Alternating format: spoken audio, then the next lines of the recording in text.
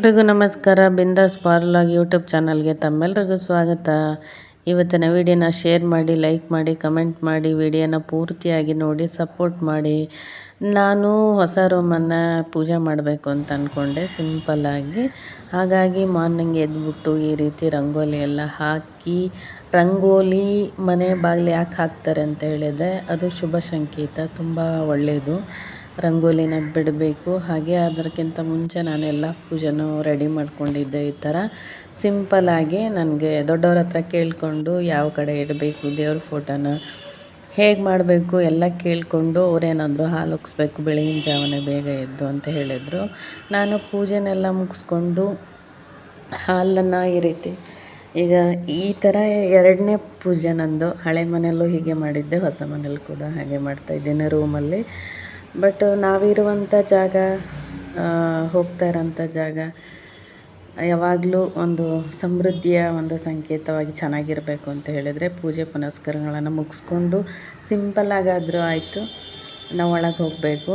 ಇದು ಹೊಸ ಮನೆ, ಹೊಸ ರೂಮ್ ಆಗಿರೋದ್ರಿಂದ, ಅವ್ರು ಕಟ್ಸಿರೋದ್ರಿಂದ ಅವರೊಂದು ಸರಿ ಮಾಡಿದ್ರು ಓನರು, ನಾವೊಂದು ಸರಿ ಮಾಡಲೇಬೇಕಿತ್ತು. ಈ ರೀತಿಯಾಗಿ ಸಿಂಪಲ್ಲಾಗಿ ಅವ್ರು ಹೇಳಿಕೊಟ್ಟ ರೀತಿಯೇ ನಾನು ಕೂಡ ಪೂಜೆ ಮುಗಿಸ್ಕೊಂಡು ಹಾಲು ಉಕ್ಸಿದೆ. ತುಂಬ ಏನು ಜೋರಿಲ್ಲ ಅಂದ್ರೂ ನಮ್ಮ ಮನಸ್ಸಿಗೆ ತೃಪ್ತಿ ಆಗಬೇಕು. ಆ ರೀತಿಯಾಗಿ ಒಂದು ಪೂಜೆನ ಮುಗಿಸ್ಕೊಂಡು ಬೆಳಗ್ಗೆನೆ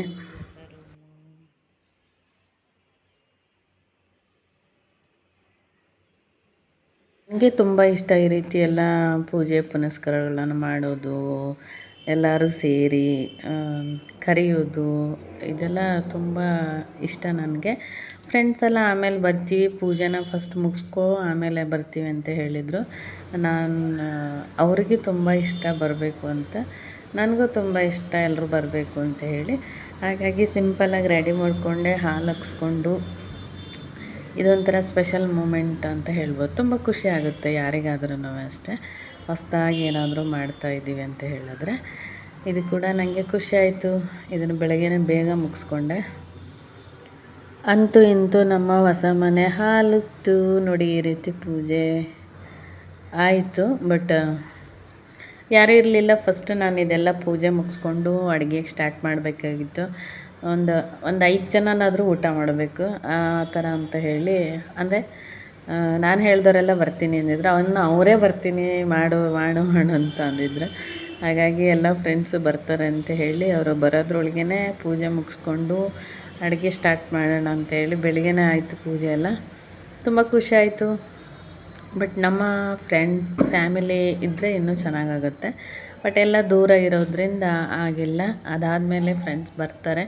ಅವ್ರು ಬರ್ತಾರೆ ಅಂದರೆ ಏನಾದರೂ ಅಡುಗೆ ಮಾಡಬೇಕಲ್ವ. ಹಾಗಾಗಿ ನಾನೇನು ಮಾಡಿದೆ, ಅದೇ ಹಾಲು ಮತ್ತು ಪಾಯಸ ಮಾಡಿ ಸ್ವಲ್ಪ ಅಡುಗೆನ ಮಾಡೋಣ ಅಂಥೇಳಿ, ಶಾವಿಗೆ ಪಾಯಸ ಮಾಡೋಣ ಅಂಥೇಳಿ ರೆಡಿ ಮಾಡಿಕೊಂಡೆ.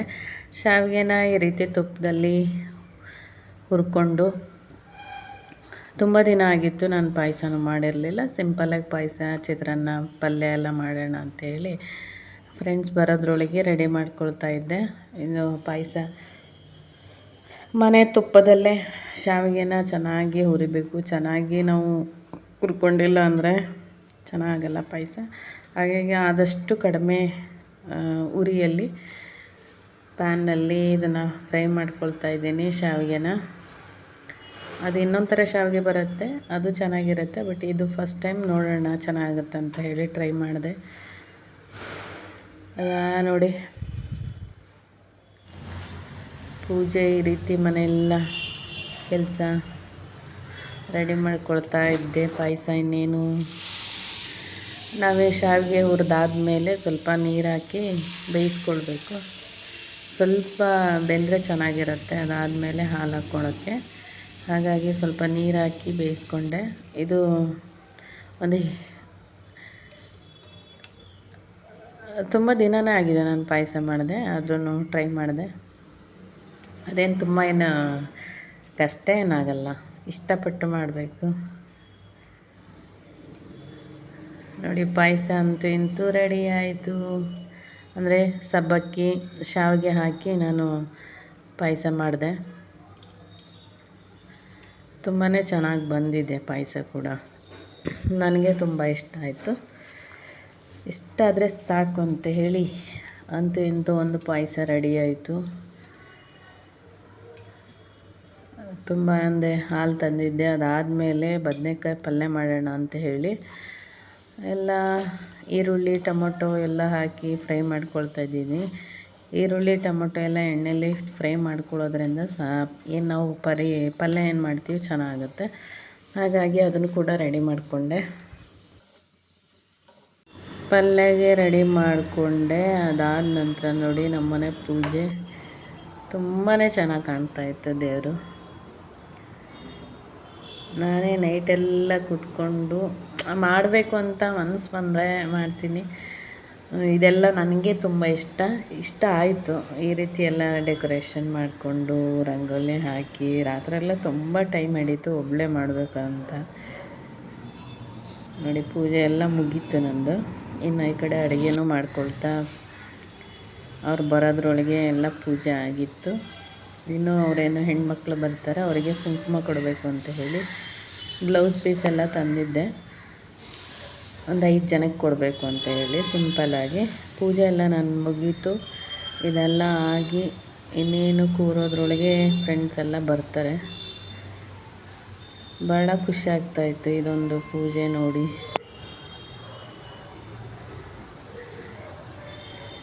ನನಗೆ ಇಷ್ಟಪಟ್ಟು ಮಾಡಬೇಕು. ಬಟ್ ಜೊತೆಗೆ ಯಾರು ಇರಿದ್ರೆ ಇನ್ನೂ ಚೆನ್ನಾಗುತ್ತೆ, ಖುಷಿಯಾಗಿ ಮಾಡ್ಬೋದು.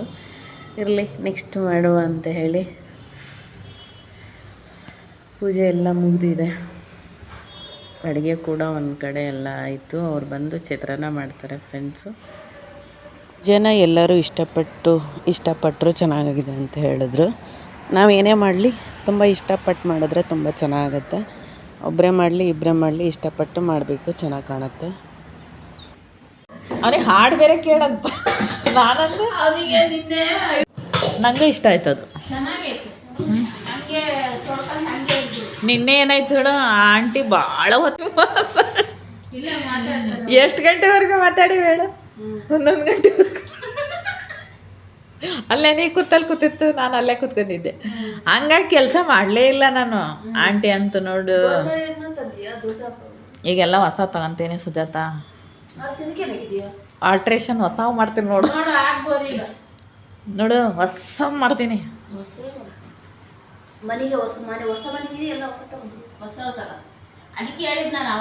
ಎಲ್ಲ ಆರ್ಡ್ರ್ ಮಾಡೀನಿ ಕೆಲವು. ಅಯ್ಯ ಬರೋಕೆ ಕುಣಿತಾರೆ. ಸಣ್ಣವ್ರದ್ದು ಹೆರಿಗೆ ಆಗೈತೆ. ಹೊಸ ಮನೆಗೆ ಬಂದು ಚೆನ್ನಾಗೈತಾ? ಚೆನ್ನಾಗಿದೆ, ಸಕ್ಕತ್ತಿ. ನೆಕ್ಸ್ಟ್ ಪಾರ್ಟಿ ಮಾಡುವ ಚಿಕನ್ ಮಾಡಿ. ಹೆಂಗಾಗದೆ ಅವ್ರು ಹೇಳ್ತಾನೆ ಇರ್ತಾರೆ ಅಲ್ಲೆಲ್ಲ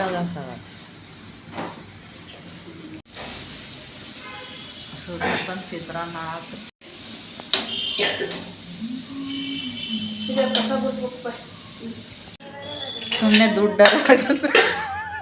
ಸುಮ್ಮನೆ ದುಡ್ಡು ಅಲ್ಲ. ಚಿತ್ರಾನ್ನ ಅನ್ನ ಚೆನ್ನಾಗೈತಲ್ಲ. ನಾನು ಕುಕ್ಕರ್ ಇವಳೇ ಮಾಡೋದಕ್ಕೆ ಏನಾಗುತ್ತೋ. ಮನೆ ನೋಡ್ಯಾಳ ಇಲ್ಲ, ಫೋನ್ ಬೇರೆ ಇಲ್ಲ. ಫೋನ್ ಇದ್ರೆ ತಲೆ ಕೆಡ್ಸ್ಕೊಳೋದೇ ಇರಲ್ಲ.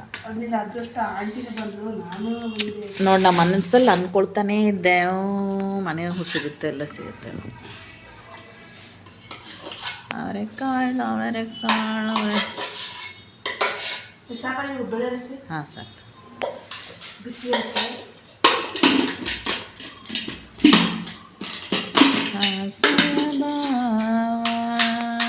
ಒಲವಿನ ಜೀವ ಬಂದಾಗಿತ್ತು.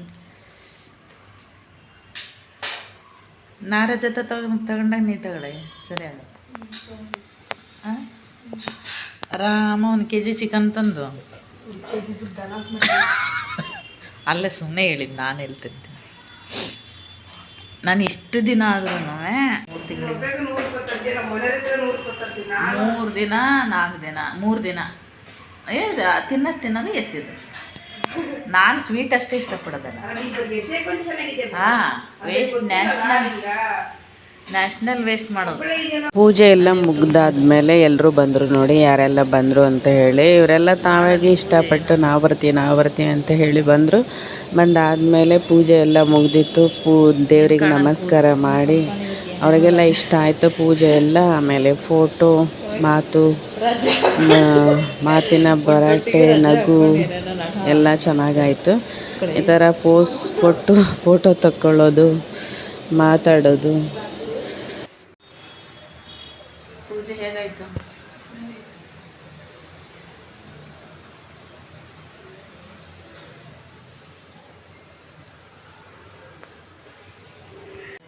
ಚೆನ್ನಾಗಿದೆ. ಪೂಜೆ ಚೆನ್ನಾಗಿತ್ತಾ? ಚೆನ್ನಾಗಿದೆ.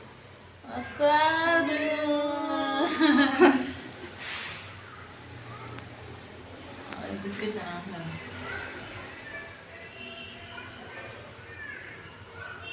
ತಗೊಂಡಿಲ್ಲ. ನಾನು ಹಿಂಗೆ ಕೂದಲು ಬಿಟ್ಕೊಳ್ಳೋದು, ಡ್ರೆಸ್ ಹಾಕ್ಕೊಂಡು. ನೀವು ರೂಮ್ ಓಪನಿಂಗ್ ಹೇಗಿದೆ ನೋಡಿ.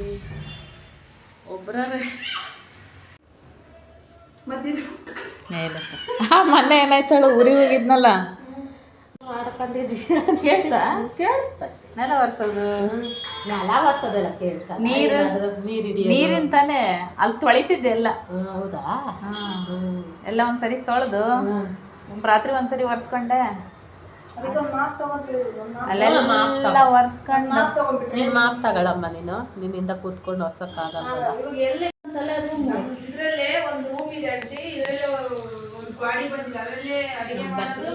ದೊಡ್ಡದಾಗೈತೆ ಅಲ್ಲೇ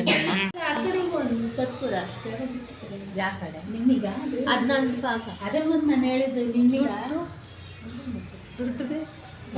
ನೀವು ಒಂದು ಕಟ್ರೆ ನಾನು ಮಗನಿಗೆ ಮದುವೆ ಮಾಡಿ ಕಟ್ತೀನಿ. ಓ ಇಲ್ಲ, ನಿನ್ನ ಮಗನಿಗೆ ಮದುವೆ ಮಾಡೋದು ಅಷ್ಟೊತ್ತಿ ನಾನು ಇರ್ತೀನಿ. ಹಾಗೆ ನನ್ನ ಯೂಟ್ಯೂಬ್ ಚಾನಲ್ ನೋಡುವವರು ಸಬ್ಸ್ಕ್ರೈಬ್ ಮಾಡೋದ್ರ ಮೂಲಕ ಸಪೋರ್ಟ್ ಮಾಡಿ, ಲೈಕ್ ಮಾಡಿ, ಕಮೆಂಟ್ ಮಾಡಿ, ಶೇರ್ ಮಾಡಿ. ಹೀಗೆ ಎಲ್ಲರೂ ರೆಡಿ ಆಗ್ತಾಯಿದ್ವಿ. ಇದು ರೆಡಿಯಾಗಿ ಒಂದು ಫೋಟೋ ತಗೊಳ್ಳೋಣ ಅಂತ ತೊಗೊಂಡ್ವಿ. ಇದು ನಾನು ಹಾಕ್ಕೊಂಡಿರೋ ಡ್ರೆಸ್ ಪೂಜೆಗೆ ಅಂತ ಹೇಳಿ. ಆಂಟಿಯವ್ರು ಬಂದರು, ಇನ್ನೊಂದು ಆಂಟಿ ಬರೋದಿದೆ, ಅದಕ್ಕೋಸ್ಕರ ವೆಯ್ಟ್ ಮಾಡ್ತಾಯಿದ್ವಿ. ಅವ್ರು ಬಂದ ಮೇಲೆ ಇದು ಮಾಡೋಣ ಅಂತ ಹೇಳಿ. ಇನ್ನೊಂದು ಸ್ವಲ್ಪ ಕೆಲಸ ಇದೆ. ಅವಳಿಗೆ ಫೋಟೋ ಬೇಕಂತ ನಾನೇ ಸೀರೆ ಉಡಿಸಿದ್ದೆ. ನನ್ನದೇ ಸೀರೆ ಇದು. ಈ ಸೀರೆ ಬಂದ್ಬಿಟ್ಟು 13 ವರ್ಷ ಆಯಿತು. ನಮ್ಮ ಅಣ್ಣನ ಮದುವೆಯಲ್ಲಿ ನಂಗೆ ಕೊಡಿಸಿರೋ ಸೀರೆ ಹಾಗೆಯೇ ಇಟ್ಟಿದ್ದೀನಿ. ಇದು ಇಷ್ಟ ಕಲರ್ ಅಂತ ಹೇಳಿ ಹಾಗೆ ಇಟ್ಕೊಂಡಿದ್ದೆ. ಅವಳಿಗೆ ಉಡಿಸಿದೆ. ನಾನು ಕೂಡ ರೆಡಿ ಆದೆ. ನಾನು ತುಂಬ ಚೆನ್ನಾಗೇನು ರೆಡಿ ಆಗಿಲ್ಲ, ಬಟ್ ಸಿಂಪಲ್ಲಾಗಿ ಒಂದು ಡ್ರೆಸ್ ಹಾಕ್ಕೊಂಡು ಒಂದು ಸ್ಟಿಕ್ಕರ್ ಇಟ್ಕೊಂಡು ಬಂದು ಈ ಥರ ಪೋಸ್ ಕೊಟ್ಟು ಫೋಟೋ ತಕ್ಕೊಳ್ಳೋದು. ಆಂಟಿ ಇನ್ನೂ ಒಂದು ಆಂಟಿ ಬರೋದಿದೆ, ಹಾಗಾಗಿ ಕಾಯ್ತಾಯಿದ್ವಿ. ಅವ್ರು ಬರೋವರೆಗೂ ಈ ಥರ ಫೋಟೋ ತಕ್ಕೊಳ್ಳೋದು ಮಂಗನ ಥರ. ಹೇಗಿದೆ ಅಂತ ಹೇಳಿ.